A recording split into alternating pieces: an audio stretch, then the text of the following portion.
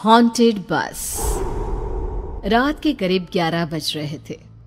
सड़क पर इक्का तुक्का गाड़ियां चल रही थी। अपनी नाइट शिफ्ट खत्म करके शीला और निकिता बस स्टॉप पर खड़ी थी। आज तो हमें बहुत देर हो गई। पता नहीं घर जाने के लिए हमें कोई साधन मिलेगा भी या नहीं। अगर कोई साधन नहीं मिला तो कहीं रात इसी बस स्टॉप पर ना बितानी पड़े। अपनी काली जुबान बंद कर। जब देखो तब उल्टी बातें ही करती है। अरे कुछ देर रुक जाना, कुछ ना कुछ मिल ही जाएगा। लेकिन काफी देर तक इंतजार करने के बाद भी उन्हें कोई बस नहीं मिलती। धीरे धीरे समय के साथ साथ सड़क पर चलने वाली गाड़ियों का दिखना भी बंद हो जाता है। अरे ये देख, अब तो सड़क पर एक भी गाड़ी नहीं दिख रही। दूर दूर तक गाड़ी और किसी इंसान का नामो निशान नहीं है। एक काम करते हैं, वापस अपने ऑफिस चलते हैं। हम दोनों आज रात वहीं गुजार लेंगे। देख, तुझे अच्छी तरह पता है 10 बजे के बाद चौकीदार ऑफिस के मेन गेट पर ताला लगाकर अपने घर चला जाता है। ऑफिस जाने का कोई फायदा नहीं है। इस सुनसान सड़क को देख मुझे बहुत घबराहट हो रही है। एक काम करना, उसी चौकीदार के घर चलते हैं। वो भी तो परिवार वाला है। हम बेफिक्र होकर आज रात उसके घर पर रुक सकते हैं। अरे पागल, चौकीदार 10 बाई 10 की खोली में रहता है। उसके 4 बच्चे हैं। भला वो हमें अपने घर में कौन सी जगह देगा। अब तू ना ये बेकार की बातें बंद कर और चुपचाप खड़ी रह। शायद कोई लिफ्ट ही मिल जाए। फिर काफी देर इंतजार करने के बाद आखिरकार एक नीले रंग की बस उनके सामने आकर रुकती है। बस का दरवाजा खोल कंडक्टर उन दोनों से कहता है, कहिए कहाँ जाना है आप दोनों को? देखिए मेरी पूरी बस खाली पड़ी है। मैं आप दोनों को आपके ठिकाने पर छोड़ दूंगा। इतना कहकर कंडक्टर मुंह में भरे पान की पिचकारी सड़क पर दे मारता है। निकिता, लोगों का कहना है कि कुछ महीने पहले इसी तरह अंधेरी रात में एक नीली बस के अंदर कुछ बदमाशों ने एक जवान लड़की की हत्या कर दी थी। इस बस का रंग भी नीला है। कहीं ये वही बस तो नहीं? कंडक्टर शीला की बात सुन लेता है और मुस्कुराते हुए कहता है, देखिए मेम साहब, उस घटना के बारे में मैंने भी सुना है। माना कि उस बस का रंग और मेरी बस का रंग एक है, लेकिन दुनिया में नीले रंग की एक ही बस तो नहीं है ना। हाँ, ये तो सिर्फ एक इत्तेफाक है। देखिए हमारी बस में एक मेम साहब पहले से ही बैठी हैं। चाहे तो आप देख लीजिए। निकिता गर्दन उठाकर देखती है तो बस के पीछे वाले हिस्से में एक लड़की कंबल ओढ़े बैठी हुई थी। सही तो बोल रहे हैं भैया, बस में पहले से एक लड़की बैठी है। चल अब हम भी बैठ जाते हैं, वैसे भी बहुत देर हो गई है। अरे ठहर जाना निकिता, मुझे डर लग रहा है। अरे तुझे इतना ही डर लग रहा है तो तू यहीं खड़ी रहे, मैं तो चली। अरे तुम मुझे छोड़कर कहाँ जा रही है? मैं भी चलती हूँ। दोनों बस में जाकर बैठ जाती हैं। देखते ही देखते ड्राइवर बस को तेज रफ्तार में चलाना शुरू कर देता है। तभी शीला की नजर पीछे वाली सीट पर अकेली बैठी लड़की पर पड़ती है। उस लड़की की लाल आंखें और उसका आधा जला हुआ चेहरा देखकर शीला घबरा जाती है।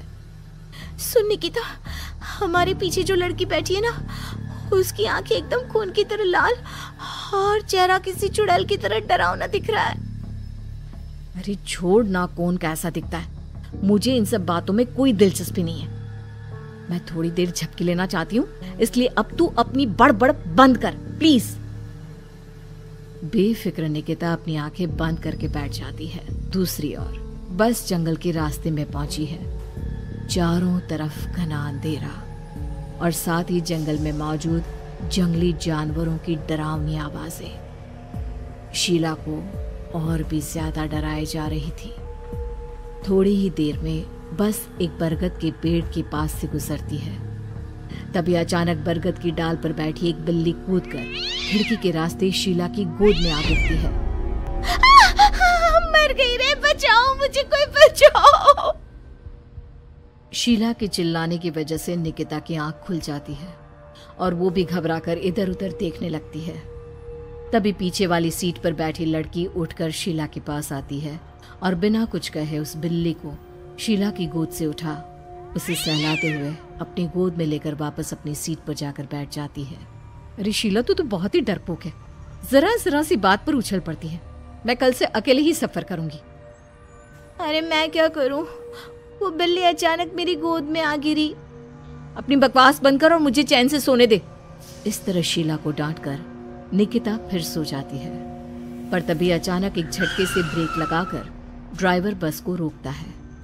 शीला खिड़की से बाहर झांक कर देखती है तो उसे सड़क के किनारे एक काला आदमी खड़ा दिखाई देता है। उसकी बड़ी बड़ी दाढ़ी और अजीब से कपड़े देखकर शीला को घबराहट होने लगी। क्या हुआ ड्राइवर भैया, आपने बस क्यों रोक दी? अरे वो देखो, वहाँ वो सड़क के किनारे एक आदमी खड़ा है, उसी के लिए मैंने बस रुकवाई है। शीला निकिता को धक्का देकर नींद से जगाती है। अरे अब क्या हुआ? वो देख, सड़क किनारे कितना डरावना आदमी है। उसका अजीबोगरीब हुलिया देखकर लगता है जैसे कोई शैतान खड़ा हो। अब शीला की तरह निकिता भी उस आदमी को देखकर थोड़ा डरने लगती है। कंडक्टर, क्या तुम उस आदमी को बस में चढ़ाने वाले हो? उसे देखकर हमें डर लग रहा है, उसे बस में मत चढ़ाओ। अरे डरने की कोई बात नहीं है मेम साहब, ये आदमी जंगल के पीछे वाले गांव में रहता है। ये रोज इसी वक्त मेरी बस में बैठकर पड़ोस वाले गांव में जाता है। और वैसे भी ये बेचारा गूंगा है। अगर आप लोगों को डर लगता है तो मैं इसे ड्राइवर के बगल में बिठा देता हूँ। ओह अच्छा, ठीक है। फिर कंडक्टर का इशारा पाते ही वो आदमी बस में सवार हो जाता है। ड्राइवर दोबारा एक्सीलेटर पर जोर देकर बस को आगे बढ़ाता है। थोड़ी ही देर में बस एक घाटी पर चढ़ती है। बस के एक तरफ गहरी और डरावनी खाई थी, पर ड्राइवर को इस बात से कोई फर्क पड़ता नजर नहीं आ रहा था। वो लगातार बस की रफ्तार बढ़ाकर बस चलता जा रहा था। ड्राइवर भैया, आप देखते नहीं क्या बगल में इतनी गहरी खाई है? बस की रफ्तार लगातार बढ़ाए जा रहे हो, थोड़ा धीरे चलाओ ना। अरे मेम साहब, घबराने की कोई बात नहीं है, ये तो मेरा रोज का काम है। मैं तो यहाँ इसी रफ्तार से बस चलाता हूँ। आप बेफिक्र होकर अपनी सीट पर बैठ जाइए, आपको कुछ नहीं होगा।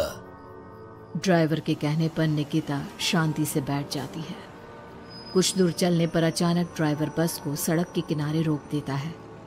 शीला एक बार फिर खिड़की के बाहर झांक कर देखती है, लेकिन इस बार उसे कहीं कोई दिखाई नहीं देता। अरे अब क्या हुआ? तुमने बस क्यों रोक दी? यहाँ तो दूर दूर तक कोई भी नहीं दिखाई दे रहा। ड्राइवर उसकी बात का कोई जवाब नहीं देता, पर कंडक्टर बोल पड़ता है।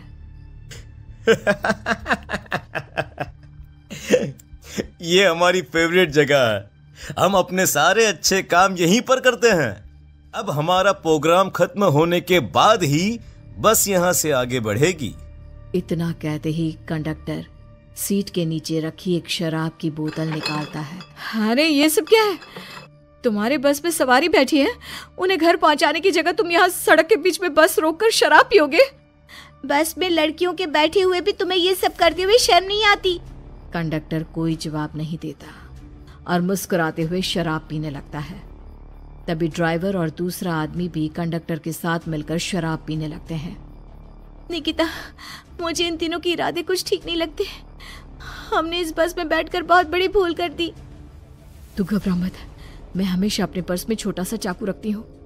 उसके रहते ये तीनों हमारा कुछ नहीं बिगाड़ पाएंगे। देखो गज्जू भैया, हमारी बस में इस समय 3 जवान लड़कियां बैठी हैं। कहो कहो सबसे पहले किसका शिकार किया जाए? मैं तो कहता हूँ कि सबसे पहले वो जो पीछे अकेले जो बैठी है ना, उसे पकड़ कर लाओ। उसके बाद इन दोनों का प्रोग्राम फिट करेंगे। ठीक है, जैसी तुम्हारी मर्जी। अब वो आदमी पीछे वाली सीट पर बैठी लड़की के पास पहुंचकर उसका हाथ पकड़ लेता है, लेकिन तभी अचानक उस लड़की की आंखें जरूरत से ज्यादा बड़ी और लाल होने लगती है। उसका चेहरा गुस्से से लाल और उसके मुंह से नुकीले दांत दिखने लगते हैं। अरे अरे अरे ये क्या? ये लड़की अचानक इतनी खतरनाक कैसे बन रही है? इतने में वो लड़की उस आदमी को उठाकर वहीं सीट पर पटक देती है। मुझे हाथ लगाएगा, तेरी इतनी हिम्मत! जोर से चीखते हुए वो लड़की उस आदमी पर हमला कर देती है और पल भर में ही उस आदमी का काम तमाम हो जाता है। ये देख ड्राइवर और कंडक्टर के होश उड़ जाते हैं। इतने में ड्राइवर अपनी जान बचाने के लिए तुरंत बस से बाहर कूद जाता है। पर तभी बस के पीछे की तरफ से तेजी से आ रहा एक ट्रक उसे कुचल कर चला जाता है। एक ही पल में अपने दोनों साथियों की मौत देख अब कंडक्टर के हाथ पैर कांपने लगते हैं। ये सब देख निकिता और शीला के भी होश उड़ जाते हैं। वो चुपचाप अपनी सीट पर ही छुप कर बैठी रहती हैं। अरे अरे कौन हो तुम और तुम इतनी भयानक कैसे बन गई? अब वो लड़की गुस्से में गुर्राते हुए कंडक्टर का गला पकड़ लेती है। इतनी जल्दी मुझे भूल गए? कुछ महीनों पहले तुम तीनों ने बड़ी बेरहमी से मेरी हत्या की थी और फिर शहर छोड़कर भाग गए। कई दिनों से मैं तुम तीनों के इंतजार में भटक रही थी। आज जाकर मेरा बदला पूरा होगा। अब तू भी अपने साथियों की तरह जहन्नम पहुंच जाएगा। अब वो लड़की कंडक्टर को उठाकर बस के पास मौजूद खाई में फेंक देती है। कंडक्टर एक बड़े पत्थर से जा टकराता है और उसकी भी मृत्यु हो जाती है।